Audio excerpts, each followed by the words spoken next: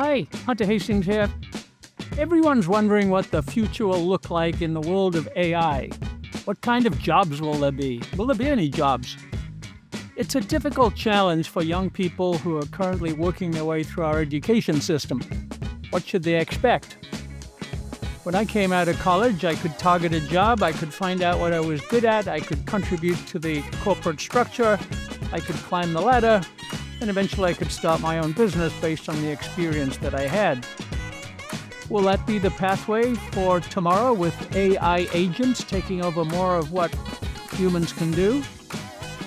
Our old friend Raushan Gross is with us today, and he teaches business and entrepreneurship at Pfeiffer University. He's face-to-face with these students every day, and he can tell us what they're thinking, whether they're fearful or optimistic, and the strategies that he and they have developed to prepare themselves for the world of AI in the future. This is the Value Creators Podcast, your source for a new kind of business education, escaping from business administration mode and entering dynamic entrepreneurship mode. We're guided by entrepreneurial economics, which is the source of all growth and positive change for businesses of all sizes in all markets. We talk to experienced experts in value creation so that there's business learning for you in every episode. Raushan, welcome back to the Value Creators Podcast. Thank you for having me. It's always a pleasure to be on your podcast and looking forward to the conversation, as always. Well, you've always taught us a lot about economics, but we're going to talk about students today and their visions of the future. So you teach business and entrepreneurship at Pfeiffer University. You're teaching students. You're having them think about the new world that they're about to enter, the world of business. Mm-hmm. There's a new relationship between, I'm using your terms, machines and management. So you're including AI, you're including robotics, and that's a different world than we've known before. We have to imagine it, imagine what work's going to be like, because we don't know from the past. So that's where I'd like to start, Raushan. What is your imagination of the world that's going to be like for your students when they enter the business world? Yeah, that's a great question. And the easiest way that I can sort of think about it in today's terms is that even our own inspired Peter Drucker once wrote about task and responsibilities of management, but I don't know if he was able to see into the future, able to see the impact that robotics and machine learning and AI would have in today's workplace. So uh, I have two students who I really enjoy in the classroom, and one day we were talking about the future of management, and we started a conversation about robotics. Bain and Company wrote a wonderful article about human resource and AI. And I asked the students, I said, how do you guys feel about working with machines and AI empowered robots? And it was a 50-50 split. And one student, I'm not going to say his name, but he made a really interesting observation, Hunter. He said, I want to be overqualified for the work that a machine could do. And I thought that was very inspiring. Very. And I think he hit the nail on the head. Get your education, learn what you can learn so that you will not become obsolete if a robot wasn't able to carry a certain task. Another student whom she said, well, Dr. Gross, if robotics and AI is going to take over, what about your job? And I love this. And she was right. And we actually had a really good conversation about that. And we both kind of met in the middle and said, let's just see where this robotic epoch, where it goes. But certainly we started some great conversations in the Pfeiffer classroom. And I don't think all youngsters are on board. Yeah, so I never heard that phrase before, being overqualified for the tasks the machines could do. We'll dive into that, but I before we do, are your students nervous? Are they scared? Are they excited? Are they inspired when they think about the future? What's the mindset, do you think? Yeah, for the most part, I think there are a few that are inspired. There are a few, but I think for the most part, they tend to be a little more hesitant about what their future might look like in a robotic workplace with machine learning, with large language modeling. I think there is a consistent feeling of they're going to take our jobs. But there are a few. I can think of one student in particular who did a podcast in my classroom, like a mini conversation. And he said, look, we can't have our cake and eat it too. If we demand more goods, the employer has to make a decision as to how to bring those goods to market. So if we want things faster, bigger, and more of it, employers have to make decisions about whether or not to implement a robotic machine, AI empowered machine, or to use human labor. Yeah, so there's many dimensions we could explore, Rashawn. Is fascinating. But one is uncertainty. So when you and I teach entrepreneurship, we teach about uncertainty. Nobody can project the future, and therefore we have to imagine it. Um, so it would seem that an entrepreneurial attitude would be the right one to take for these for your students. So maybe your student who said, "I want to be overqualified for what the machine can do," maybe that's the entrepreneurial attitude, is it? Maybe that is, and I wholeheartedly think that he was coming from an entrepreneurial mindset. Okay, I know I can use a AI enabled machine to do XYZ task. So what is it that the machine can't do that I can do? And I think you're spot on. That was the student's mindset, but not all students have that mindset. I was on LinkedIn a few days ago, and someone wrote an article about you know who's going to do the menial jobs in society. Um, and my response was, let a robot do it. And so we went back and forth in a conversation. I'm thinking entrepreneurial. This is the epoch where if a door can rotate on its own as you enter a hotel, there are other entrepreneurial forward thinking things that people can do within that organization. And so I responded in the sense that maybe the robot and the machines are going to open up more jobs for humans. Mhm. But I don't know if that was taken um, in a friendly way. And yeah, it's like who wants to hold doors? We used to have door holders. We had elevator operators. We had bread cutters in the grocery stores. Now, Hunter, if you go into any college classroom and you ask, okay, when you graduate, who wants to be the bread slicer? Who wants to be the elevator door opener? You're going to get zero responses. Yeah, yeah. Yeah, so that one dimension that I've heard that called, what you just described, is automation versus augmentation. That Yeah, and AI and robotics can do both. They can automate those menial tasks, and many of those might be business tasks, accounting and process management kinds of things. But they can augment the humans to do better, higher order, better service, higher value creation, as we would say. absolutely. Um, do they get that idea? Do they embrace it? I can be augmented.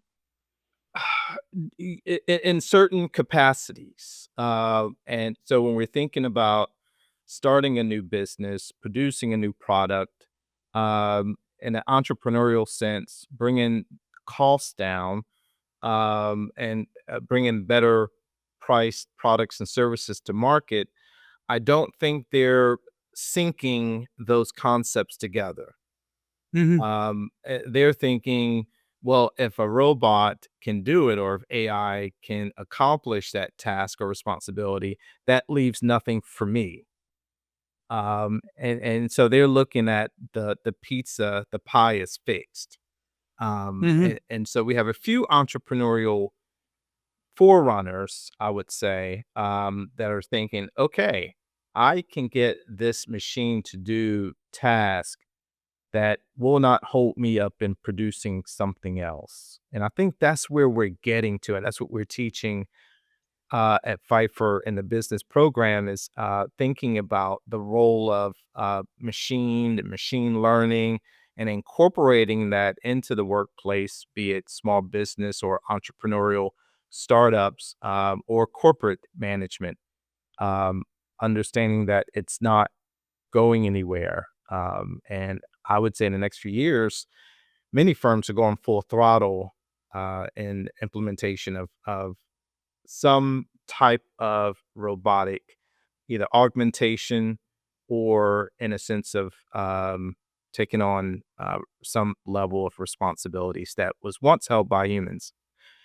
And Hunter, I just want to add this: we assume that youngsters want to do certain types of work, and so business they're and I just wrote something recently where I'm saying I don't know if entrepreneurs are doing what they're supposed to be doing, and I'm being What? a bit critical because what I see is rising prices and in some cases slower production, and entrepreneurs are they have a critical role, and that is to find methodologies and products that can save consumers time and money. And it seems like they're all coalescing around this big corporate, stagnant, hierarchical posture. So can entrepreneurs, these students, do they want to augment their entrepreneurial spirit? Yes, I think in theory, but in practice, I don't think they've yet figured that part out as to Yeah. how to augment their entrepreneurial spirit, how to use the mechanics of LLMs and other machines to help get them to the market. Yeah, so you've used the term management, and we trying to develop a point of view here, Rashawn. I'd be interested in what you think. That management's the wrong term. It's the term for the previous era that AI and robotics are replacing. That we teach business administration, and apologies if you do that, but that's a control mechanism. It's a limitation. It's cost reduction. It's efficiency, and Yeah. we have to think differently. You and I would call it entrepreneurially in this new world. So we've got to shed business administration and create entrepreneurial leadership. I would use that in the biggest corporations. I mean, Y- not y- startups and small businesses, but entrepreneurial leadership for the big y- company. Is that do you get Yes, into but that discussion? Hunter, you understand bureaucracy more than anyone. We get it. There's plenty of people that won't let that go. Yeah. They will be the Gestapo for as much bureaucracy as possible. And so what that's doing is clogging up all the flow that could happen within any type of company. But that's a hard thing to cut out of any type of business is the bureaucracy and people want to create more efficiency, they say, but what they're really doing is subsidizing the costs and concentrating the benefits. And so you can't pull a business into an entrepreneurial space where you got people that are subsidizing the cost across the organization and they're getting the concentrated benefit. Yeah. So one of the parts of that debate, Well, Rashawn, is and so this is Hunter, I'm sorry, I didn't mean to cut you off. I just want to add no, this no, one point. please. Machines are not seeking, right? Yeah. They don't ask any more than what they're putting in. Humans do. And so an employer has to make a decision as to, well, if my managers are not flowing, the ideas and resources need to move away from a control mechanism, um, where there's benefit for some people in that control mechanism.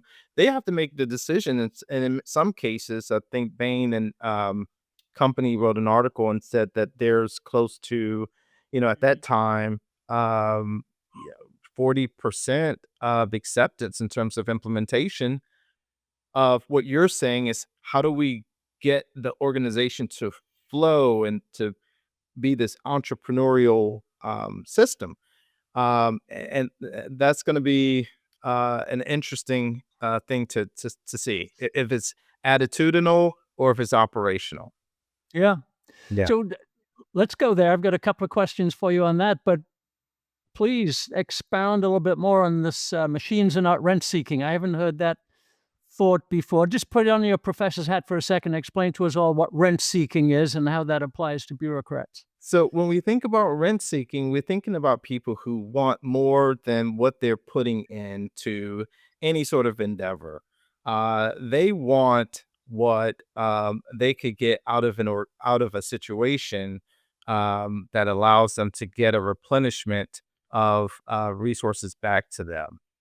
So they are seeking rents. They're doing favors for themselves, cronyism, things like that. That's not going to be advantageous for an entrepreneurial um, organization or company to do the entrepreneurial things. So machines or robots, they're not looking out for the benefits to taking benefits just for their own good without putting anything back in to the process or to the organization. Yeah. Well, that's a great insight. Thank you. And it's So unfortunate, Hunter. It's unfortunate, but I think it's something that you're saying entrepreneurship and value. That's a real serious thing, and we hear the term bounced around a lot and said a lot, but if we really think about what entrepreneurship is, the value, the culture, the way in which things are conducted, uh, the flow of resources, getting closer to the customer, uh, having empathy for the customer. All of that is what makes organizations successful. mhm. Machines might help us get there. So a couple of thoughts on that. One is a case study that's used often for the elimination of bureaucracy is Elon Musk's companies. He's a controversial figure, but if you listen to people who've worked at Tesla, Mhm. they say he cuts out all middle management. He wants to speak to the engineers directly. He wants small, high-powered teams that are doing great work. He's not managing them; he's unleashing them. Mhm. And then a lot of the bureaucracy, like resource allocation and cash flow management and stuff like that, Mhm. is kind of automated. It's in the AI is doing that. There's a constant rolling budget. So Mhm. it sounds to me like you could create a new company without bureaucracy. Does that Absolutely. yeah. Absolutely. And there's models out there of companies that have tried to unleash the power of entrepreneurship within their companies. But I would like to expand on that. I mean, if we're thinking about in the next 10 years, 1 in 3 employees will have a machine or a robot or AI enabled machine that they're going to be working with and through to accomplish business goals. Mhm. Um, I don't know if people are really considering it or thinking about that, but it's going to have a huge influence. We talked about performance management, leadership, strategy, organizational culture, talent development. We have to go back and redo, and I don't mean this in terms of wiping the slate clean. We don't have to build on top of the ruins per se, but there needs to be a shift in the way that uh, companies think about management and employees think about management. And I don't want to sound like in today's time, But this is really a different time. And we have to think about what do we call management now? And I think you brought that up. Is it management as such? From Alfred Chandler on up to Peter Drucker, on up through the ages. But certainly the textbooks, the way that we communicate management has to incorporate machine and machine learning and AI robotic uh, interactions. Absolutely. Yeah. I want to get rid of the word because I think it represents the old mental model that you've described, Raushan, and we can't change that. We need to re-tag it. There's a concept in complex systems about emergence, where you don't manage anything; you just Right. create the environment where great things can happen on That's an right. emergent basis. But people have a hard time with that. People have a hard time with that. That's a difficult ideation of, we have so much managerial um literature that creeps in that's really kind of dated in some sense. Some of it is still good. I'm not suggesting throwing the baby out with the bathwater, but to a certain degree, we have to get real about machines and robots and entrepreneurship embedded within the process of management. Yeah, so let's talk about the machines that we're all going to be working with them, or a large proportion of us are.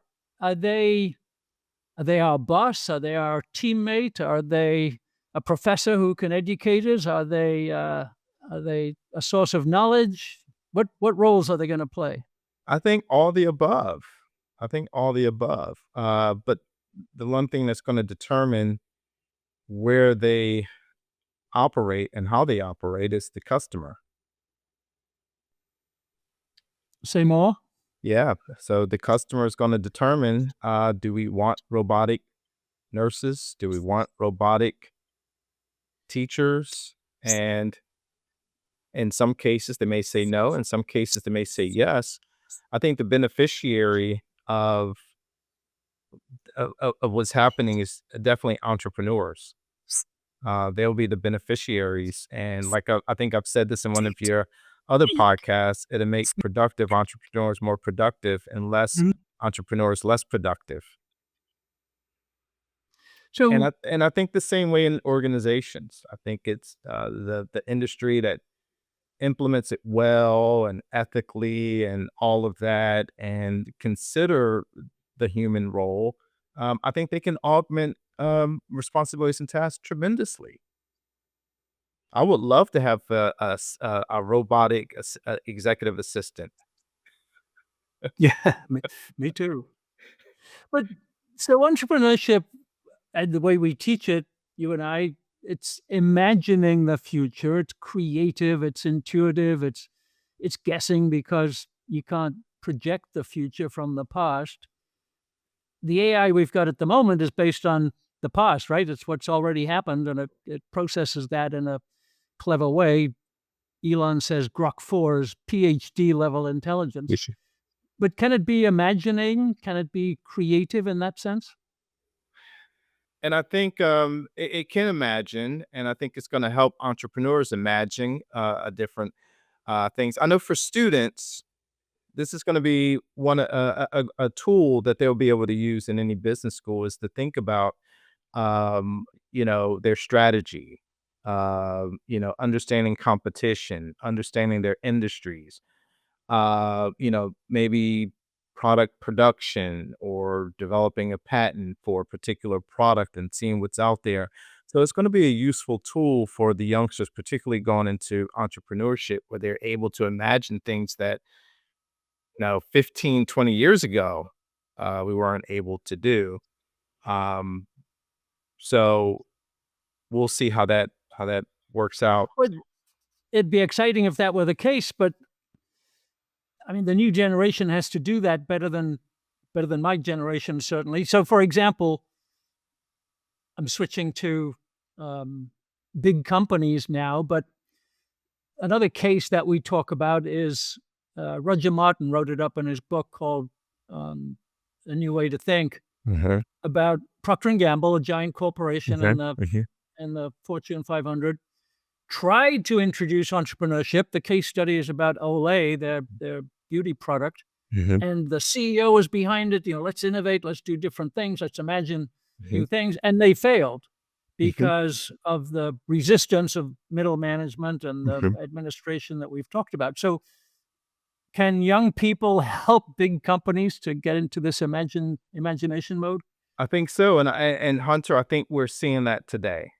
I think we're seeing that by and large in today's organizations. So a couple of things just to piggyback off your question is, yes, I think for the most part, the youngsters that are not afraid of what's capable, but will like to pursue it and see useful things come from AI robotics within an organization. I think they're willing to try it more than perhaps maybe some who find benefit in the bureaucracy. But if we think about the hierarchy of an organization, the organizational chart, that hasn't changed much.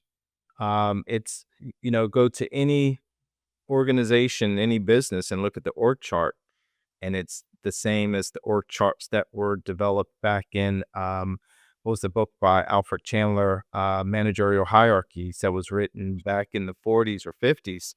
So that part has not changed in terms of how employees or managers report to other people within an organization. And until we think about a freer hierarchy, a free-flowing hierarchy, which I think the younger college graduates coming out of the universities out of the United States may have the power distance ability to work with upper management, to work with levels of management without there needing to be a buffer. If I'm making sense there. We're delighted to announce the Value Creators online course. For entrepreneurs in every kind of business, big, small, or medium, at every stage, in every industry, our course provides the foundations and principles on which to build success. Simple, clear purpose and principles give rise to creativity, innovation, and competitively superior business action. There are 11 foundational principles or mental models that together cohere into the value business model. Principles for value generation, principles for value operations, principles for value finance and accounting, and principles for value sustainability, as well as the new knowledge accumulation you'll need for continuous innovation. These principles are delivered by top business professors from top business schools: Mark Packard, Per Byland, Gordon Miller, David Rapp, and Bart Vanderhagen. You'll find video lessons from them, along with downloadable tools, processes, and other valuable content. Master these lessons, and you'll master the most important skill in business: value creation. Go to thevaluecreators.com and click the course link. Absolutely. In fact, I would propose that we get rid of the model of hierarchy and replace it with network. We already have that model, right? The technology world works as a network, not a hierarchy. So maybe young people can adopt that mental model of a network. Yes, absolutely. And I think if you think about network, people are cross-pollinating, working with other areas of management. With management and sort of culture management is accountability. And it's about enforcing accountability through punishment or rewards. And so we have to rethink that as well, right? So, you're a middle division manager. This is your specific area. Okay, you're accountable for the ratings, the whatever the points are, whatever it is, you're responsible for that, and you're paid bonus based on the performance level of your division. That would have to change in order for there to be a network org chart for it to work. Yeah, so one proposition for that, Rashan, is replace accountability with learning. So in Elon's world or this new world, we think about running lots of experiments. Sometimes they fail, the rocket blows up, but we learn, and then we move on to the next part, which no one's accountable for the rocket exploding. It's learning. And Did I that like how metaphor you work? put that. Was it knowledge, learning, process, continuous improvement? I think that's going to be a big part of how we bring machines and AI into some of those critical pieces of the organizational chart. Because I think, if we look at some organizations that are doing it, the people who once had a particular position are now repositioned in a more effective way. Yeah, so I'll give you another proposition I love your students' point of view on, which is one of the glue that holds the hierarchy together is the job description, Mhm. which tells you what you're supposed to do and it's going to measure you and give you your incentives. And maybe we should get rid of that. We should just have people with talent figuring things out, figuring out how to work together and having that emergent organization. Would that appeal to them? I don't know if that would appeal to some of them. So there's kind of a split house when it comes to students. You have students who uh, they want to know for certainty the direction they're going to go in because they've been, looking at college as a way to pursue a particular field, to have a particular job. While you have another group of students who are open to different jobs and to different work environments. Maybe some are even thinking about entrepreneurship. So that would be an interesting experiment, is to take away the job description and outline one's parameters within a network, kind of like your parameter. I'm thinking basketball right now. One person has the middle of the key, the other person is shooting long distance shots, or even baseball. You got the outfields. So maybe if we look at the network theory, hierarchy of an organization, instead of uh, a specific narrow approach to one's job, there might be a range, right, or a surface area in which one is um, flowing through and working with other parts of the organization. But I'm not sure if students want that much uncertainty. Mhm. Um, you know, Yeah, that's an interesting question. The yeah, other part of it, I think a lot of the youngsters, they want their cake and eat it too, and I'm going back to that because in some circumstances they want the self checkout, but they also want the person behind the cash register. Mhm. So this is like a insider's view of how that age group thinks. It's like, yeah, we don't want to get rid of that job, but I'm going through the self checkout. Mhm. And so we got to think of this the same way. If they're graduating college, they're thinking, I want the job, but I also want the freedom to work with a vice president, to work with Mhm. another manager, to work on different projects. So they want that freedom, but they also want the job description. So I think that's going to be the dilemma of transitioning from more experiential management versus the traditional management hierarchy and Yeah, process that we've seen. that's a great insight. So we, as students of entrepreneurship, you and I talk about uncertainty. We embrace Mhm. uncertainty Okay. conceptually, but you're saying, hey, that's not a very attractive product or experience to a student coming out of your business class. And in some cases, I think they would appreciate and think about pursuing a position. I shouldn't even say position, but some kind of activity within the workplace that is undescribable. Mhm. But the way that they think about things is, okay, if it's undescribable, okay, I'll pursue it, but I need to know kind of what to do. And I Yeah, think so this starts So I wrote a paper a while ago, and I said, the paper was "Let a Robot Do It."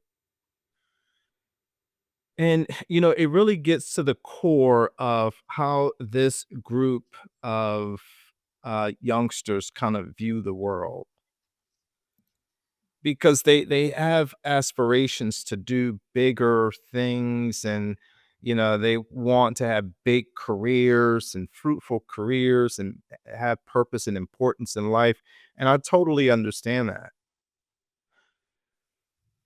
But Yeah.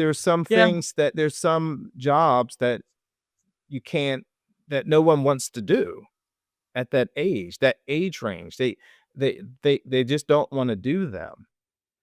And so I think that where we are now with that transition, like, they want fruitful jobs, they want purposeful jobs, they want big jobs, they want great careers, but they don't want to do certain things. We need to question, how is that going to work? Where these jobs, positions, responsibilities that no one really wants, are we going to let robots do that? Can we experiment with that? With that understanding, front level management, middle management, upper management. Okay, well, can robots take on the task of lower management duties and responsibilities? Are we willing to let that part of management go? Because if we are, then we can start talking about higher order, a larger systems view, and think about how network theory might work. Yeah, here's an alternative to that, Rashawn. Let the AI be the boss. We don't need the CEO. We don't need the C-suite. We want the network to be running at maximum buzz and tons of knowledge flowing through it and great emergent outcomes. So leave the top management to the AI, and then let the entrepreneurs run the network. I think everyone should use AI, Yeah.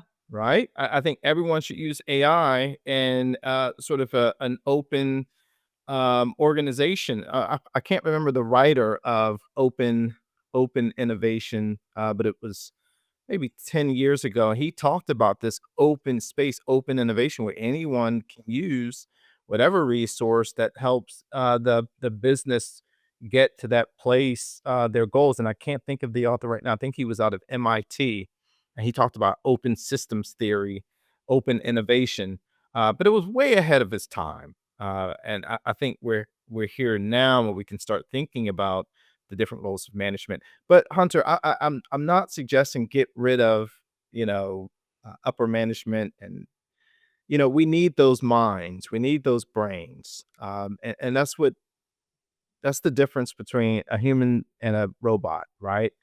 So we need that human interaction. It's just a matter of uh, how the management of the system is adapting to changes in the human life and social interaction. I think that's going to be where the gold is in terms of the machines and management is, can we still adapt to the changes of the human condition? And can we do that and use machines where they are useful? Um, no one wants to collect apples off of apple trees manually. No one wants that job, Right. okay? But yet, when you go to the grocery store, people buy apples. Manufacturing certain products. There's some things that are just gonna not manufacturing per se, but just certain types of work is going to be obsolete because there's just not enough people willing to go into those fields. So how do we augment the fields that may need labor or Yeah. machines to do the work? And are we willing to let it go, Hunter? I mean, are we willing to let these jobs, these positions go to robotics? Of telephone operators. We had to let those positions go. To catalog 1-800 numbers, we had to let the catalog retailers go, and so forth and so on. So we Yeah. just got to be ready to let some positions go. Did you hear about the robo taxi? Tell me about it. Well, there's a robo taxi now, and I think they're experimenting with it out in the West. But now that you call for it like you Ubering it on your phone, and it comes to you, and it's a robot. You get in, and the robot drives you around and takes you to your destination. So it begs the question: how far will machines and robots um, help us pursue Yeah. our goals? So this is the attitude of job loss. We see that in terms of nobody is needed to drive a taxi, nobody is needed to pick the apples. We call that a job loss, Yeah, but shouldn't we be calling it a new opportunity to elevate our human contribution, as we say? That's the positive mindset. And you're telling me your students are kind of 50-50 split on that. Some of them see the job loss and some of them see the opportunity. that's exactly right. I think you and I would say, okay, well, we're having this conversation because we have the machines and the AI working for us to elevate our conversations and to reach your viewers with unique and interesting perspectives on business, entrepreneurship, and economics. And so we're able to elevate our technological advances to have this conversation. We could push this out much further into bigger industry, but just using a micro example. But in terms of students, my experience has been that they are 50-50. You have a camp that's looking at this stuff like they're taking our jobs. I actually had a student said, Dr. Gross, they're taking our jobs and they're going to take yours as a professor. And I said, no, there's no way that a machine can do what I do. I am way too entertaining as a professor. Yeah. And I love my students and I enjoy them. And my classrooms are like, we're having a good time. It's not, I'm not a sage on the stage at all. And it's not information that is irrelevant. So I don't think I would go head to head with a machine any day, Hunter. And you'll They, they, win. they can bring it on. We'll see who Yeah. wins. The Yeah. goat, right? We'll see who the goat. Yeah. Well, that's the positive mindset. I think the other thing that strikes me, just going back to this point about uncertainty, is the machine can help with that. One of the things we do is, you've done it a lot in your past. We develop templates or processes for example, for innovation or for brand management. You can feed that template to the AI. You can then put in your ideas, and through iteration and critique, it will improve. It will narrow your possibility space so you get the target right. It can bring you more certainty. What somebody demonstrated to me putting the Sequoia Capital VC screen that they use on pitches that come in the door, and it's super detailed and it's got tons of experience. To your point, and Yeah. it'll tell you, here's what's wrong with your pitch. Here's how to make it better. Yeah. So that's improving the certainty for these students, right? Can they look Yes, at it that and way? they're using those tools. Yeah. Don't get me wrong. They are using these tools. They have adapted these tools. These at a particular age, they're natives to this this epoch that we're in, this transition. They are native. So yes, they're using them. Now the question, Hunter, is, so we say younger people are sort of the technologist. And I think they're users. They know how to use certain functions and AI and LLMs and all. They know how to use them in one particular sort of area. But when it comes to how do I do this to accomplish a work task, I think that's where there may be some level of disconnect. Mhm. And in my classes, what we've accomplished last semester was the application of robotics and AI in the workplace. How do we manage using those tools? How do we embed some of those tools and machines to work with us to do some of the things like performance management, um, um, interviewing Mhm. techniques, those sort of things. How to think about a candidate using AI, or so we're one of the things that I've been doing is in my principles class, which is a freshman, sophomore class, is I'm throwing in the conversation about robotics in the workplace, the machine, man and machine and management. I'm throwing that in there so that they get the idea early in their college career that, hey, there's a huge possibility if I'm an inventory specialist, I'm going to have to work with a number of machines, and I'm gonna have to understand them, and they're gonna have to understand me. Yeah. This might be my, co-manager, in this process. Yeah. And so that's where my theory of management machines is coming in, because there's not a lot in the management mainstream literature that says that, hey, a human might report to a robot. Yeah. Yep, I don't think we've gotten there yet.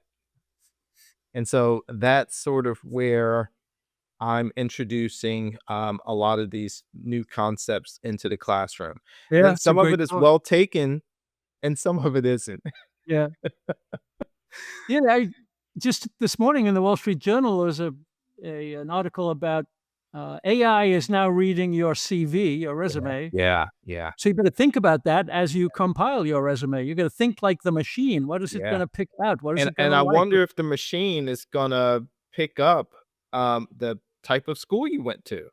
Mhm. Or I wonder if that's gonna be sort of the leveling of the field, is it's looking for specific skills, abilities, et cetera, versus, the school. That might be interesting to see how that go, but yeah, it's fed into a machine and it's gonna make a determination. We actually talked about that in class, and a number of students had a presentation that I almost fell out of my chair because they came up with such good ideas of using that to determine a candidate. And they gave balance in their approach, and they said, well, we may have to fine tune the script, or we may have to do this and we still need a human mind. But, we might be able to find things and understand the candidate better if we feed it into our machine and see what it gives us. Yeah. So That's promising. it's very promising, very promising. Yeah. I like your vision of AI as boss. So let's kind of sum up if we can, Rashawn. My vision always tends to be utopian. There's no bureaucracy. There's no grumpy bosses. There's no boring task work. Everybody's excited. We're all doing important value creation work. We're all loving our customers. Yeah. Uh, but I understand that's utopian. Where do you think your You want me to students are give you a coming out? you want me to give you a dystopian view? No, no. I want. Well, give me your view. Which is it? My view. Mine is utopian. Okay. I think there's a bright future. I wrote in a paper not too long ago that maybe robotics will help us get to that utopian workplace. Hmm. Maybe it'll help us get there. If you've been in management, you've worked in management, you understand the issues, the problems, but you also understand the good things that can happen, and the people you meet and the folks you work with, the growth and development that comes with working in management or in any sort of entrepreneurial capacity. Um, and I wrote a paper on that, and I said, well, maybe, some of the things that we hear in management, if you worked in management, well, this person doesn't do this person can't do that well. People trying to find their position, that, things they can do well and efficiently, and they can't quite get there because they're, got tons of other things that are going on that needs attention. This might help us get to that utopian workplace. And I wrote that in a paper not too long ago, detailing, how robots may help humans overcome some of the deficiencies that we see in business and organization. Um, and so I'm definitely hopeful for the future. I'm hopeful with young folks. I'm hopeful in business management. I'm hopeful that educators will not be robots, but we will be augmented by technology, which is fantastic and great. I'm also hopeful that entrepreneurs will use the technology that's out there, particularly robotics and uh, AI enabled robotics, is to help us get past where we are now in terms of finding new ways to make products and bring the cost down. Um, People confuse cost and price, but entrepreneurs don't.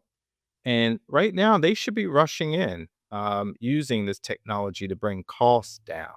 We can't just bring the price down. There's cost involved in production and cost involved in products and new products and branding. There's cost involved in entrepreneurs.